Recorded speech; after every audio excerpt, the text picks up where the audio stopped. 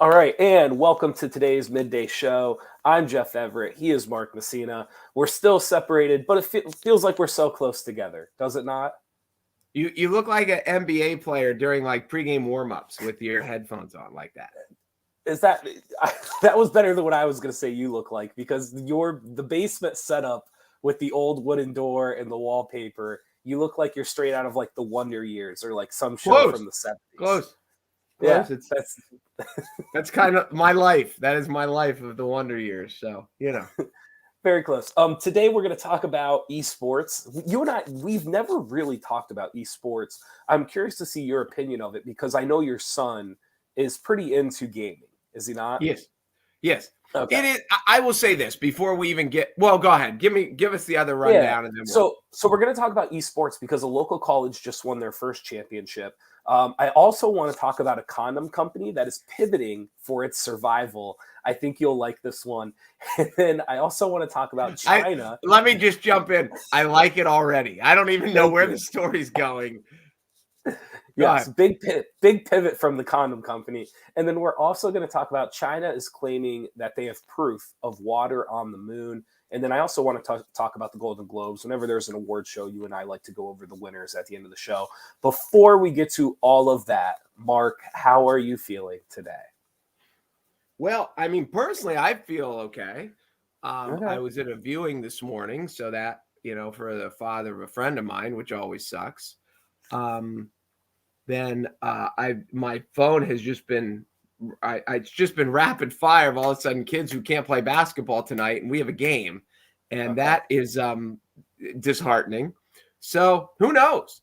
I hope we have 5 guys to suit up by the time we tip off tonight. But so I mean, physically I feel good. All the other stuff is kind of going haywire.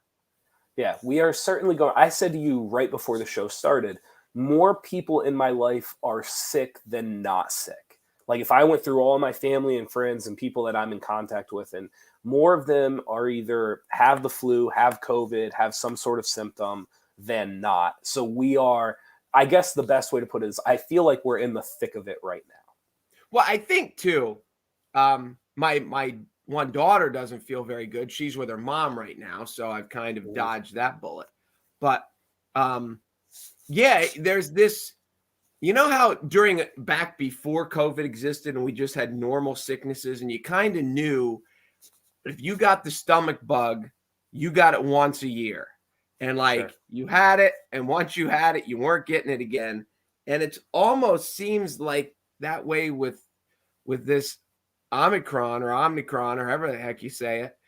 I mean, there's almost part of me that kind of wishes I got it and got it over with. I don't know. Like I had it last year. I had regular COVID, the whatever, before Delta, before whatever it was called. I had it last February. And, I'm vaccinated, I'm boosted, but still it just seems like everyone's getting this one. So, and so there is, you'll appreciate this because it goes along with what you're saying. And again, you and I are thinking out loud. We are not doctors. We're not scientists. Do your own research, make your own decisions. There was a piece that I recently read, and the whole thing was around, I told you about the research that was released by Hopkins and 6 other research institutes. And they basically said that this variant isn't as potent. It doesn't get down into your lungs. It's less than 5% of cases actually get into your lungs, which is way less than the earlier variants. But now there's a belief, because this variant is less potent to the individual, and because more people are vaccinated or have their boosters, there is this idea that the WHO and the CDC and health organizations' decisions around it, they feel this is the opportunity to get herd immunity. So, for example, even though we were going through the peak with a new variant, they lowered 10 days to 5 days. Correct. So now you only have to be 5 days quarantine instead of 10. They've also recently just came out and said that cloth masks do not work as well with this variant. And so part of the thinking around this whole thing is that this is the chance to kind of knock out herd immunity. And to your point, it's not that there won't be other variants. It won't that they're still going to be we're going to be talking about COVID a year from now again. I can almost guarantee it. However, there is a scientific belief in the community that this is the chance for most people to get it without having this mass effect on hospitals. And again, it doesn't mean that hospitals aren't fuller than typical, but there is this idea right now that like this is the moment for herd immunity. If you start reading some of these from some of these hospitals and some of these colleges. And it makes sense, it's less dangerous. Everyone gets it, and it's more easily spread. It's less dangerous. More people are going to get it now. I'm sure there's people that are getting it, not even getting tested because they've been through all that, and they're just like, I'm just going to self quarantine. And so yeah, I don't know.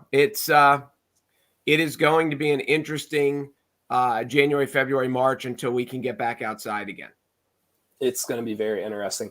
I want to talk about esports because you have a son, and so you're going to be able to talk a little bit about this. I was a gamer through college.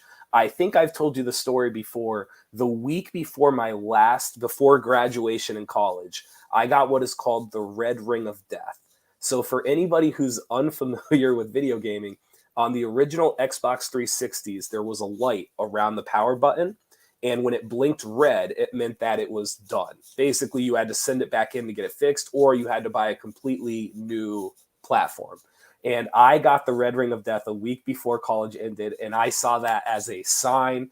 I basically got rid of the gaming system, and I walked away from it. That's when you grew up. You decided it was time to be an adult. In a weird way, I found it very, there's a lot of symbolism to it happening when it did. So I really didn't get back into gaming. Now, when COVID started and there was just kind of nothing to do, I got back into it a little bit, but not nearly as much as I did in college. However, Lycoming College in Williamsport, Pennsylvania, they recently just won their first eSports championship. They won it in the ECAC, which is the Eastern Collegiate Athletic Conference. The winner was actually for Madden on PlayStation. So this is an official championship for I don't want to call them a university, for the college that I'm assuming there will be a banner. I'm assuming it will be, it's an athletic conference and an athletic championship. Listen, to the way video games have changed. And I've had this conversation with lots of people that when we were kids, you sat in a basement, you played video games by yourself, especially when I was a kid. I'm not sure like when the world changed since you're younger, but when we're playing Miss Pac-Man and River Raid and Donkey Kong Jr. and Pong and all that stuff. And even when you're playing, baseball and football, you could play against a buddy. You could play against the computer, but if you were playing against the buddy had to be at your house sitting next to you. And it was it was seen as a nerdy, isolationist activity. But now, because I say all these games, but so many of these games, they're playing with their friends who are at home. It is, when we were young, we would go hang out at a friend's house. Well, now these kids all hang out together, but they do it through the Xbox.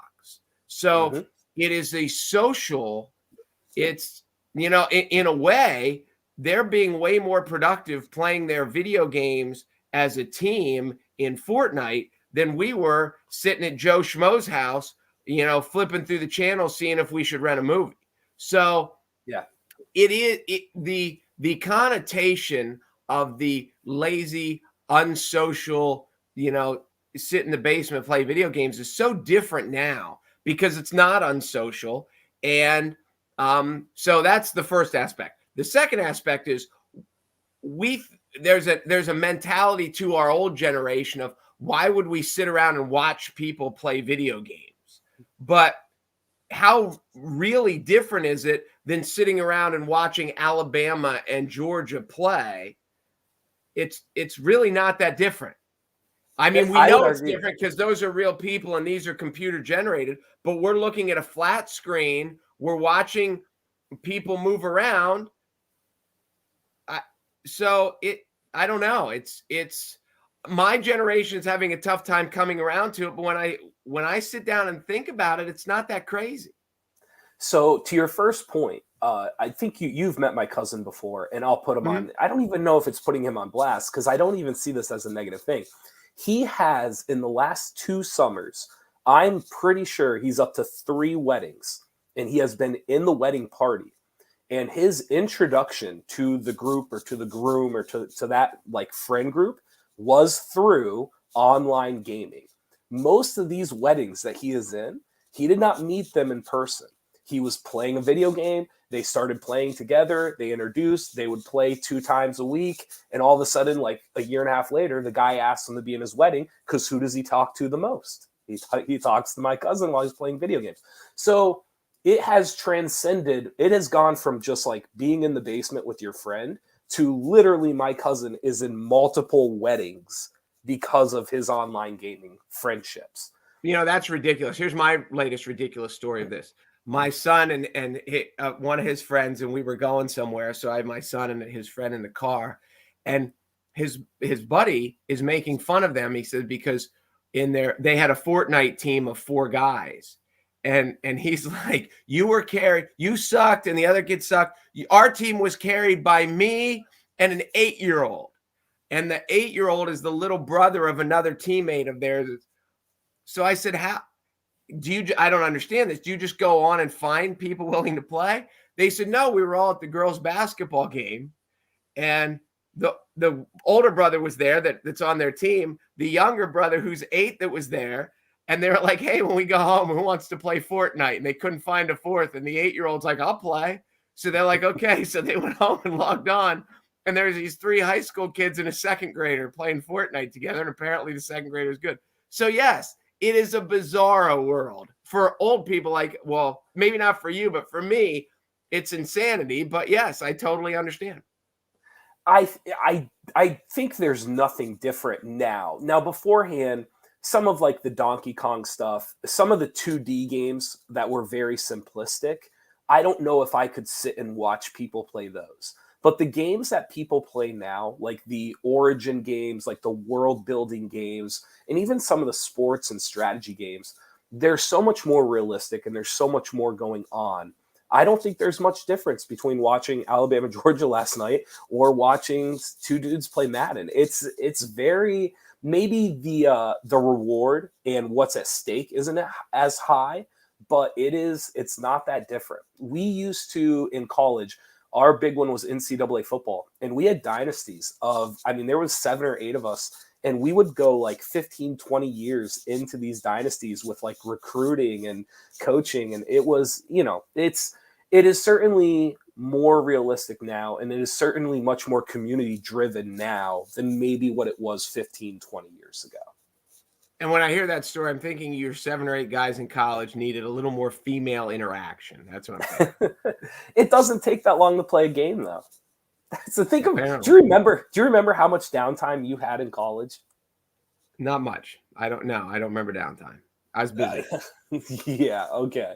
So here's the interesting part too to the Lycoming story. So Lycoming wins this. Mo Terry is the winner. He's the class of 2022. He is the club's first champion with the title. So here's the catch. For those of you who don't know who Mo Terry is, Mo Terry also has already won a conference championship at Lycoming College. He is the starting forward for the Lycoming men's basketball team. And this was Madden?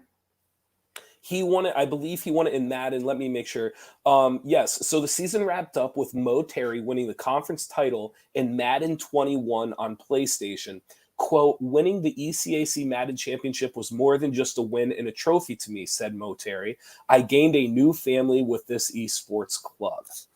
So it is. So for Mo Terry, what I would love to ask Mo Terry, and maybe some point we can have him on, what is the biggest difference between winning a basketball conference championship versus winning the esports conference championship? Because according to the conference, there is, like, to you, is there a difference between the swimming conference championship and the football conference champion? And if the answer is no, then I ask you, what is the difference between Mo Terry winning the Madden conference championship and the men's basketball conference championship?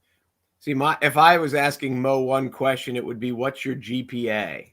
Because if he's spending all his time either on the basketball court or playing Madden, Has he been to the library yet? That's what I want to know. Some of the games that they play, I don't know if you've heard of these. Of course, you've heard of Madden. They also play NBA 2K. They play Super Smash, Mario Brothers. They play League of Legends, and then they also play a game called Valorant. So those are just some of the games that they play. If they played Mario Kart, I would be there. I wouldn't be shocked. Greatest Mario Kart driver. I mean, not really, but they should have an over 50 division. I would kick some ass. I'm sure they do at these competitions. I have no doubt that they have them. In my opinion, the first sit and watch games when you were a kid at a party were GoldenEye and Mario Party. Do you remember either of those? That was probably GoldenEye was a Bond movie in my world. I don't know what. Yes. Well, it was a Bond video game. It was like a first shooter Bond video game. Yes, it was very, very popular. I believe it was for the N64 is when it really like hit its peak. You could play on PC, but it really gained popularity once Nintendo adopted it. And just to give you a quick update, in the 15 minutes, the 16 minutes now while we've been rolling, I've not lost any more basketball players for tonight. So we're doing that's right. good. That's We've good. settled down. All right, so let's move on to your favorite. This is the story you couldn't wait to hear. There is a condom company that is struggling because of the pandemic. They are going to start protecting another part of the body. They are going to start producing medical gloves to make up for the deficit in what they are missing now in their condom sales. And they are the largest condom producer in the world. Carex, Karex. Does that sound familiar? Nope. They are the Malaysia-based company. They make 1 out of every 5 condoms worldwide. They said since the pandemic has started, condom sales on their end have declined by 40% the last 2 years. I believe that. Less random people meeting in public. It's one thing to meet online. It's you don't really need a condom when you're just meeting online. So I don't know. You know, of the businesses that have been hurt, this wouldn't have been one of the top of the mind. But when you think about it, yeah, of course it is. Yeah, 40%.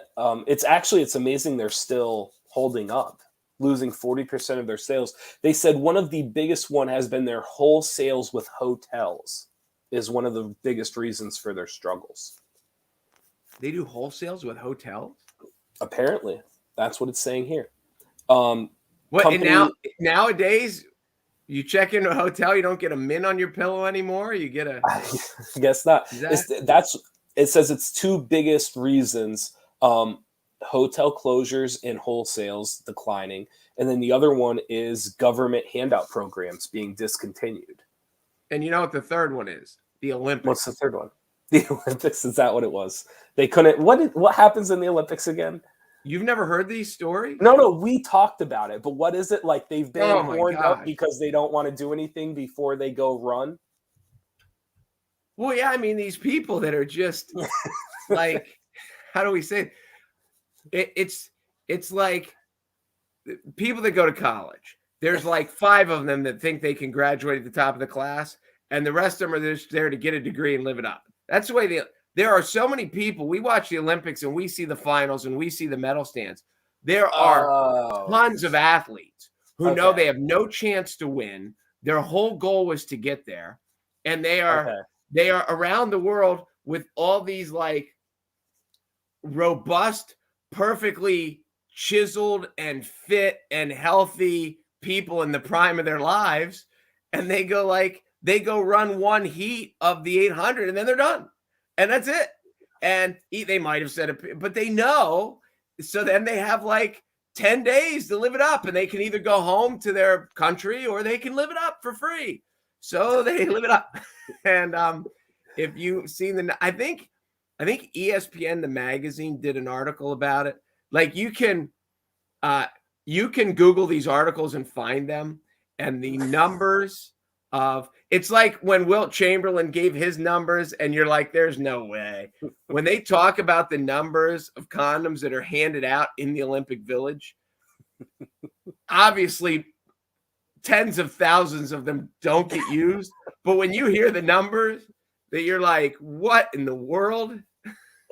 How many medals do you think have been lost because somebody's event was on like the 10th day instead of the second day, and they just got dragged into the festivities that is Olympic Village? That's a good question. The same number of kids who flunked out of college because they couldn't turn down the frat party before fun. Because what you're describing makes sense if your event is day 1, but there has to be people like that their event isn't until day 12. Dude, you don't think there are people like in every, whatever you're in, pick your, if you're a skier and you know that your best time, there are 22 people with better times than you. What are you hoping all 22 of them wreck? Like there's a realistic, like, yeah, I'm going to get myself ready. I'm going to go try to set a personal record. But listen, if the Swedish skier girl who's in the same boat as me, we're going to have a good time. That's, if she wants to have fun, let's have some fun. Like, what do I care? So I think there's a lot. It would be interesting. This would be the thing I know. How many people, like you take any simple event, the 100-meter dash, how many men qualify for the Olympics in the 100-meter dash, and then how many qualify for the finals? And then when you take the 100 and the 200 and the 400 and the 800 and the relay teams, I mean, you have relay teams that bring alternates and they bring second alternates. I'll bet there are some second alternates that aren't sober for 2 weeks. Because they're like, here I am. I can only imagine. That's very possible. Let's go to, it's going to be hard to top that one. There we go. And on tomorrow's episode. Yeah, let's go to, real quick, I don't know if you're going to have an opinion on this or not. However, China says its lunar rover has found proof of water on the moon. It's called, I'm going to say this wrong, the Change 5. First landed on the moon at the end of 2020, and its whole goal was to study the lunar soil. It sent back data, and then following the analysis, it appears that there are signs of water inside different moon rocks. Originally, it was thought the moon's surface was completely dry, but in recent decades, scientists have found more and more evidence of the presence of H2O. Should we be going to the moon to find water? To me, I've always thought that felt like a fool's errand. Yeah, that's a very good point. I mean, my immediate thought is you can't get blood from a stone, but maybe you can get water. Did you see what I did there? I see what you did there. How clever that was? Yeah, I don't understand. Like, there's a level of exploration to be like, I don't know, just kind of to puff your chest out and to say we did it. I don't really understand what going back to the moon. I mean, they talk about colonizing. Whenever you get into the science fiction stuff about colonizing stuff, I don't know. I think it would be a lot more fiscally responsible to colonize other parts of the earth because, unless you're Matt Damon, you can't survive up there. So, I think. Did you ever see The Martian? Oh yeah, I love The Martian. Very good movie. I think it's worthwhile. Like the exploration side of it, I'm all for. Like go. But the idea that like to find water, I just never have bought into that. However, I could be wrong. I just saw the other day, our oceans, we have explored less than 5% of our oceans in the soil underneath it. And I find that incredible. It's just you can't get to it because the pressure just crushes everything. Correct. But isn't that, that to me, 5% of the ocean, and what does the ocean make up of the earth? I forget the exact number. 3/4. That was the old 3/4 of the world was covered by the ocean. The other quarter was covered by Gary Maddox, is what they used to say back in the 70s. So I find that. Yeah, he was a center fielder for the Phillies. So yeah, the other thing too, if you ever look at they suspect, again, since there's no, since they've only explored 5% of it, but all the life forms are close to the shore. When you get out in the middle of the ocean, like they don't know what's down there, but it's not a lot of stuff because go ahead. I was going to say, well, the little plants, the way that, I mean, obviously I'm not needing to explain the food chain to anyone, but plants need to survive because then the littler fish eat the plants and then the bigger fish eat the littler fish. So when you get out far enough that you're thinking like there may be these big, massive monster megalodons or whatever they are out in the middle of the ocean, but they have to eat something. And there's no food sources out there because the big fish need to eat a lot, and since there's no plant life, I say there's no plant life, but you know what I mean. You get the whole point. Mm-hmm. Yes, I do. The fascination is at the bottom, right? Because have you seen some of the videos and what they're coming out with and what they're finding at the bottom of the ocean? Because you're right. In the vast middle, there's not a lot there. But if you stick to the surface and you work your way out, what they're finding is there are whole subspecies and environments that have learned to survive without a specific light source coming from the top. Yes. So that part of it is fascinating. The idea that 3/4 of the earth is only 5% explored is mind-blowing to me. I saw that number and I froze for like 10 seconds trying to really wrap my head around it. I did know that so much of the earth or so much of the ocean is unexplored. I have known that, yes. And then somewhere out there in the ocean is the island that King Kong lives on that we still haven't found yet, but it keeps popping up once every so many years. It's still out there. Do you remember I told you like a week ago, I read to you the explanation of the Big Bang? Do you remember that? I don't know how perspective we want to get to it, but they explained that the Big Bang theory, it would almost be like imagining. Oh, yes, you did tell me this. This is interesting. This is I mean, this was another just like mind-blowing thing. So if you imagine someone hitting like flint together and the sparks that come off of that rock. So what scientists are saying is that it was complete darkness, like exponentially, like 10 to the 100th before. And at the end of this spark, it will be complete darkness, 10 to the 100th exponentially on the other end. And we just happen to be in this little existence of the Big Bang. And I forget the exact number it comes out to, but the idea that we just happen to be in that moment of that spark, it melts your mind when you start looking at the math of it. Absolutely incredible. Yeah, that is neat. Yeah. And really I have no other comment. Really makes you appreciate everything that you have, right? Yeah, exactly. Like basketball players. Yeah, I need some more. It's all context. It's all perspective. We have like 5 minutes. Let's end with the Golden Globes, because whenever there's awards, you and I usually talk about them. This one is weird. The Golden Globes were not broadcasted, so I deep dived it here before we went on the air. NBC dropped it because they had something with the foreign press. It had to do with diversity. It had to do also with money. And then I believe it also had to do, there was a dispute with Netflix as well.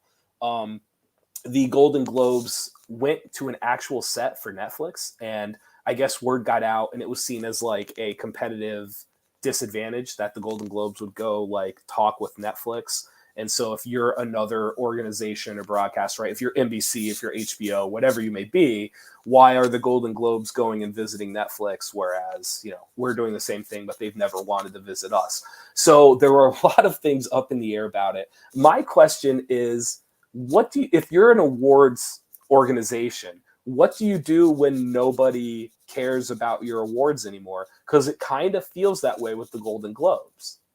Well, I think what the Golden Globes has to adjust to, and as we've seen lots of old businesses that have trouble adjusting, they need to make categories for network television, because the competitive disadvantages that NBC, ABC, CBS, and Fox have going up against HBO and Netflix and these other streams that are allowed to have language and nudity and adult content, where the TV needs to have PG content, it's just so blatantly unfair. So we have to get to the point of like cable shows and network shows. Or it's it's the same argument we have as public schools and private schools playing high school sports. It's kind of the same, but it's not the same. And they just have so much more leeway, and they can make it so much more adult that it's unfair. So I don't understand why they haven't done it. I remember when it first started, like NBC had no wins this year, and HBO is winning all of these, and make those categories. Put HBO and Netflix and Apple TV and Amazon and all those in a category, but don't put like Yellowstone up against, what I'm trying to even think of a TV drama, The Good Doctor. Yeah. I mean, that's not fair. No, I agree with you. Taking it one step further, I don't understand why in movies and TVs we can't break down the categories even further. So, for example, why can't we have like the best action scene, where it's just what were the 5 best action scenes of the year, and that's an award? Like, I don't understand why we can't do some of these more, because that to me would be one of the most entertaining, most debatable awards to give out, right? I like that idea, and I would do it. Now that, again, we're thinking out loud. You've obviously thought about this. This is new to me. I have. I would do 2 different shows. I would do the big ones, and then like the best actor, best show, best all that stuff. Then I would have a separate show that would be, you're right, best one-liner, yes, best action scene, funniest scene with no dialogue, or something like that. One of them that I've always wanted was, I feel like sometimes best actor and best actress, sometimes they get nominated, but really they were only great for a scene, right? Like there was just this memorable dialogue, or there was this great monologue, or there was just this moment in the movie. And really, I'm not saying that the actor or the actress can't be awarded for it, but really that's the moment we want awarded. And so I don't understand. So why is there not a like best scene by an actor? Just the scene. Forget the other hour, 40 minutes of the movie. Is there a 5-10 minute scene that was the best scene done by an actor that year? And same thing for an actress. The other thing that you and I've talked about before, I would love for them to get rid of the actor, actresses. Like, I think at the end, there should just be a best performance, and you're taking the best you're taking the best actor, best actress, best supporting, and it's just like the grand poobah of best that in year. Show. Yes, I don't understand why there's not that either. I never thought of that. You are on a roll today. Thank you. I've put a lot of better with those thingies on. I don't think so. It's just the award shows are so. It's kind of what we've talked about with baseball and football and other sports. There's this idea of like, well, you can't change the stats, you can't change the rules, you can't do any of that because then it ruins the history of it. Mm-hmm. And I do think with some of this award show stuff, it's the same concept. Like, well, we can't change it because there's no history. Or if you change the name of this, now it doesn't mean as much. And so I think we're kind of like narrowed into what we've done, instead of looking out and being like, oh, this could be really cool if we just took a second and just explored how to do this. But in your idea, you're not changing what's already there. You're just adding to it. Correct. For the most part, yes. So, yeah. So you would still have your home run champion and your best batting average and your best. You're just adding more stuff. Yeah, kind of. I get it. I am all on board. Thank you. I think with shows and movies, for the people who really love this stuff, there are things that we talk about all year long. And then when it comes time for the awards, there's nothing to show for it. Like this scene you loved, or this monologue, or you liked the way this person did this part. But there's no award to represent those things. It's just the totality of the movie. And here's the actor and here's the director. And I don't know. I find the awards very disconnected from the actual conversation about movies and TV shows. No, I could not. I don't think I've ever agreed with you more on one segment. Thank you. Just real quick, we'll go through the winners because a lot of people didn't know this. Best Picture was The Power of the Dog on Netflix. Have you seen this at all? No. Okay, I have not watched this yet. Kirsten Dunst, I believe Benedict Cumberbatch, It is supposedly beautiful. Like everything that I have read about this movie, the cinematography and the actual visual concept of it is out of this world. The movie itself, I've been told, is okay. What's it called again? The Power of the Dog. When you started out with beautiful, you lost my interest right away. There you go. I've been told it's beautiful. It's just a movie that lost King Richard. Did you get a chance to see King Richard, about the Williams sisters' father? No, I have not yet. Okay. That was one of the nominated. Dune as well. Have you seen that? I did. I enjoyed it. I'm pumped to see it. I enjoyed it. I thought it was a little too long, and I thought it's funny, most of the time in sports movies, you're worried about the sports scenes. This was the opposite. By the end of the movie, I was so much more interested in the dynamic of the father and the daughters than the sports stuff. And the last 30, 40 minutes is sports stuff. And it kind of lost I feel like it would have been better off staying with the dad and the daughters instead of diving into the tennis. Best TV series is Succession on HBO. Have you ever seen this? You've been slacking lately. Succession. I've told you this. I don't watch series. I don't want to get hooked in. But that's where it's heading. What'd you say? That's where it's heading. I mean, that's where all of this is heading. I am not heading there.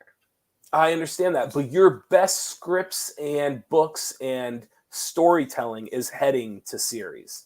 And I get that, but I don't like how 12 hours to invest is a lot of time. I get it. That's why, a little bit at a time. It beat out Squid Game. You didn't get to see Squid Game? I did not see Squid Game. No, but it beat out Squid Game. However, Squid Game did win for a best supporting actor. I'm trying to look through and see. Ben Affleck lost for a best actor in a supporting role. I know that probably hurts you. He's in the Tender Bar. It's on Amazon. See, you're out of it. I've not heard of any of these. You better. I heard of King Richard. You better get it together. Best actress was Nicole Kidman, being the Ricardos. I believe that's the I Love Lucy movie on Amazon. That was an Amazon movie. And then best actor, if I can find it here. Best actor ended up being Will Smith for King Richard. And again, like I said, it's probably well-deserved. It was the best part of that movie. For sure. Well, there you go. So there you go. And next year's Golden Globes will be better because you'll fix them. They're going to have to do something. NBC has already said they're not letting the Golden Globes back. They will not be airing the Golden Globes. So I don't know if you're the Golden Globes and no one wants to air you. I don't know if you matter. I don't know what you do. You know what? And I hadn't even thought of that when I made my point. I was just trying to be obvious and fair and intelligent. But yeah. So what are they going to do? Have Netflix air the Golden Globes? Like, they need network television. These award shows were made for network television. It was made for old people who want to sit around and watch these. And so, yeah, they need it. So make categories for, best actress in a network television series, or I don't know what we call network, whatever, in a cable or not cable. Yeah, network. I guess that would be it. NBC, CBS, ABC, and Fox, and let them duke it out like they did in the old days. You and I talk a lot about watering down awards and merits and if people deserve or don't deserve them. This is one of the only aspects in my life where I swear it's not watered down enough. They need to there should be double the awards, double the categories. They should be handing out the stuff left and right, only because what do you think? 40 years ago, how many movies and shows were made in a year? And it's probably 10x now.